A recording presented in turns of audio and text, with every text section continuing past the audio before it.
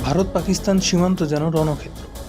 আকাশে গর্জে উঠেছে যুদ্ধবিমান, আর মাটিতে বেজে চলছে গুলির শব্দ। ভারত পাকিস্তানের সীমান্তে একের পর এক গোলাবর্ষণ ও ড্রোন হামলায় চরম উত্তেজনা বিরাজ করছে। ইতিমধ্যে ভারতের আকাশসীমা দখল দিয়েছে পাকিস্তান। জবাবে পাল্টা আক্রমণ করেছে ভারত। মঙ্গলবার রাতে পাকিস্তানের বুকে চলে ভারতের সামরিক অভিযান অপারেশন সিন্ধু।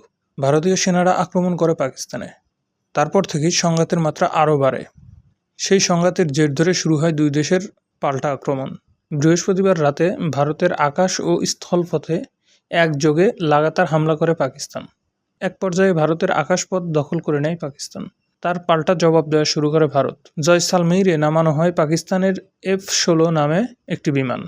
সেই বিমানের পাইলটকে জীবন্ত অবস্থায় ধরে ভারত। ইতিমধ্যে তাকে গ্রেপ্তার করা হয়েছে। বৃহস্পতিবার অন্ধকার নামতেই জম্মুতে বেজে ওঠে সাইরেন। শোনা গেছে 5 থেকে 7টি বিস্ফোরণের আওয়াজ।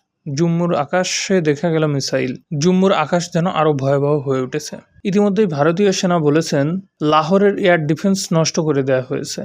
ভারতীয় সেনা আরও বলেন, আমাদের সেনা ঘাঁটিকেই টার্গেট করে পাকিস্তান আক্রমণ করেছে। সীমান্তের মানুষ ইতিমধ্যে চলে যাচ্ছে নিরাপদ আশ্রয়ের দিকে।